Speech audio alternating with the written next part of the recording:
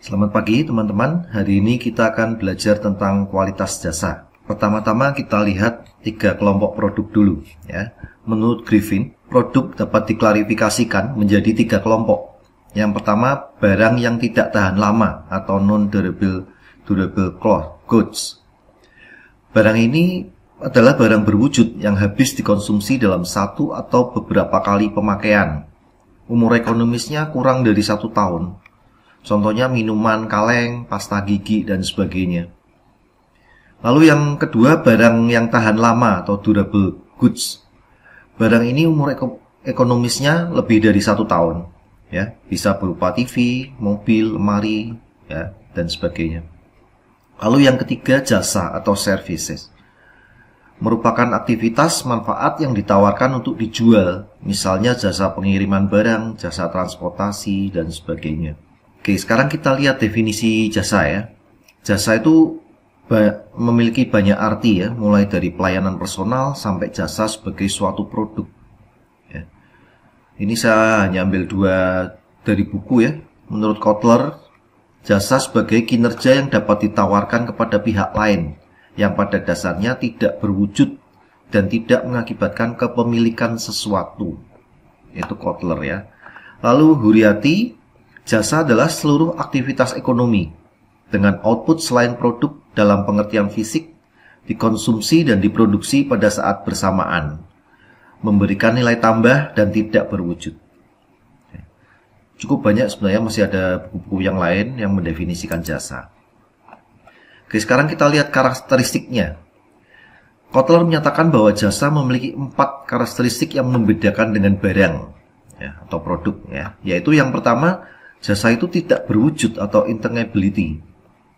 Jasa berbeda dengan barang karena jasa tidak dapat dilihat, dirasa, diraba, didengar sebelum jasa itu dibeli.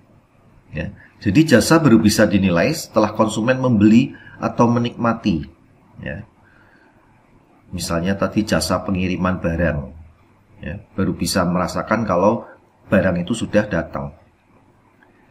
Lalu yang kedua, jasa itu tidak terpisahkan atau inseparability. Jasa dijual dulu baru diproduksi dan dikonsumsi secara bersamaan. Lalu yang ketiga, jasa itu bervariasi atau variability.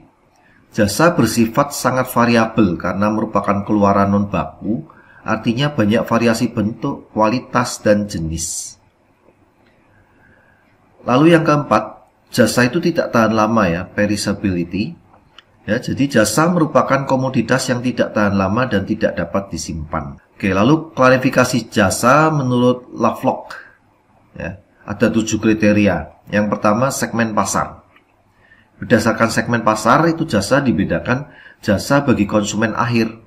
Ya, seperti taksi, asuransi, pendidikan. Ya. Lalu jasa bagi konsumen organisasional. Ya. Bisa biro iklan, jasa akuntansi, konsultan manajemen, konsultan pajak, bisa ya. Lalu yang kedua, tingkat keberwujudan. Kriteria ini berhubungan dengan tingkat keterlibatan produk fisik dengan konsumen. Ya. Berdasarkan tingkat keberwujudan, jasa dibedakan menjadi 3. Ya. Jadi barang jasa, barang sewa atau rented goods service. Dalam jenis ini, konsumen menyewa produk berdasar tarif yang disepakati dengan jangka waktu tertentu. Ini sewa persewaan itu ya. Sewa mobil, sewa gedung, seperti itu. Jasa, lalu yang kedua, jasa barang milik, own goods service. Pada tipe ini, produk dimiliki konsumen, direparasi, dikembangkan, dan dirawat oleh perusahaan jasa. Lalu yang ketiga, jasa non-barang atau non-good service. Ya, jasa personal yang ditawarkan kepada pelanggan tidak berwujud. Lalu yang ketiga, keterampilan penyedia jasa. Berdasarkan tingkat keterampilannya, ada 2 tipe jasa. Ya. Jasa personal itu seperti konsultan hukum, konsultan pajak. Ya. Lalu yang kedua, jasa non-profesional seperti tukang parkir, penjaga malam. Ya. Lalu yang keempat, tujuan organisasi jasa. Berdasarkan tujuan organisasinya, jasa dibedakan menjadi jasa komersial, seperti bank, hotel, sewa mobil. Yang kedua, jasa nirlaba, seperti sekolah, panti asuhan, dan sebagainya. Yang kelima, regulasi.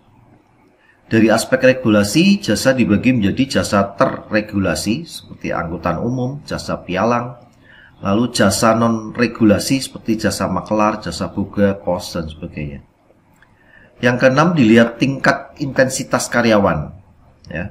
Berdasarkan intensitasnya, jasa dibagi jasa berbasis peralatan seperti cuci mobil otomatis, mesin ATM, internet, dan lain-lain. Lalu jasa berbasis manusia seperti satpam, akuntan, dan sebagainya. Lalu yang ketujuh, tingkat kontak penyedia jasa dan pelanggan. Berdasarkan tingkat kontaknya, jasa dibagi menjadi jasa kontak tinggi seperti universitas, bank, dokter, juru rias, dan sebagainya. Lalu yang kedua, jasa kontak rendah ya, seperti bioskop, jasa pos, dan sebagainya. Strategi pemasaran jasa. Pendekatan strategi pemasaran 4P itu sering berhasil untuk barang ya. Jadi price, place, promotion ya, dan sebagainya. Tapi pemasaran untuk jasa ada tambahan elemen yaitu 4P juga. Ya, yaitu people, manusia, physical evidence, bukti fisik, dan proses, dan customer service ya. Ini menurut Pollack 2009. Kotler 2005 berpendapat bahwa pemasaran jasa itu tidak hanya membutuhkan pemasaran eksternal, tapi juga pemasaran internal yang interaktif. Pemasaran eksternal itu menggambarkan pekerjaan untuk menyiapkan, lalu penetapan harga, distribusi, promosi, dan sebagainya. Sedangkan pemasaran interaktif atau yang internal itu menggambarkan kemampuan karyawan dalam melayani kliennya. Karena jasa memiliki kualitas pengalaman dan kepercayaan yang tinggi, resiko dalam pembelian akan lebih banyak. Hal ini mengandung beberapa konsekuensi. Konsumen jasa mengandalkan cerita dari mulut ke mulut, ya, atau word of mouth ya. Lalu yang kedua, mereka sangat mengandalkan harga fisik, customer service. Ya. Lalu yang ketiga, mereka setia pada penyedia jasa yang memuaskan. Untuk itu, perusahaan jasa itu harus meningkatkan diferensiasi persaingan, mutu jasa, dan produktivitas. Selanjutnya, kualitas jasa. Pengertian kualitas menurut Kotler, suatu kondisi dinamis yang berhubungan dengan produk, jasa, manusia, proses, dan lingkungan yang memenuhi harapan. Ada 5 perspektif kualitas menurut Garvin. Yang pertama, pendekatan transendental ya. Kualitas itu dapat dirasakan, tapi sulit didefinisikan dan dioperasionalkan. Lalu pendekatan berbasis produk. Kualitas merupakan atribut yang dapat diukur. Lalu yang ketiga, pendekatan berbasis pengguna. Kualitas tergantung pada orang yang memandangnya, sehingga produk yang paling memuaskan merupakan produk yang berkualitas. Yang keempat, pendekatan berbasis manufaktur. Perspektif ini sifatnya berdasar pasokan dan memperhatikan praktek kemanufakturan, serta mendefinisikan kualitas sebagai kesamaan dengan persyaratan. Penentu kualitas dalam pendekatan ini adalah standar yang ditetapkan perusahaan, bukan konsumen. Lalu yang kelima, pendekatan berbasis nilai. Kualitas dalam perspektif relatif, sehingga produk yang paling bernilai adalah barang jasa yang paling tepat untuk dibeli. Kualitas memiliki hubungan erat dengan kepuasan pelanggan. Pasuraman menyatakan kualitas jasa sebagai tingkat keunggulan yang diharapkan untuk memenuhi keinginan pelanggan. Sedangkan Ciptono menjelaskan bahwa jasa yang diterima sesuai dengan yang diharapkan, kualitas jasa dipersepsikan baik dan memuaskan. Jadi maksudnya kalau jasa yang diterima itu sesuai dengan yang diharapkan, ya konsumen akan menyatakan bahwa produk itu baik dan memuaskan. Lalu dimensi kualitas jasa. Ada 5 dimensi kualitas jasa menurut para suraman. Yang pertama, keandalan, yaitu kemampuan untuk memberikan pelayanan dengan tepat, accurately, kemampuan dipercaya, dependably, terutama memberi jasa secara tepat waktu atau on time dan tanpa kesalahan. Nah, ini produk yang handal ya, jasa yang handal. Lalu yang kedua, daya tanggap atau responsiveness, Ini kemampuan karyawan untuk membantu memberikan jasa yang dibutuhkan konsumen. Ya, ini daya tanggapnya karyawan yang melayani konsumen. Lalu jaminan atau assurance meliputi kemampuan, keramahan, dapat dipercaya dari karyawan untuk menghilangkan sifat ragu-ragu konsumen.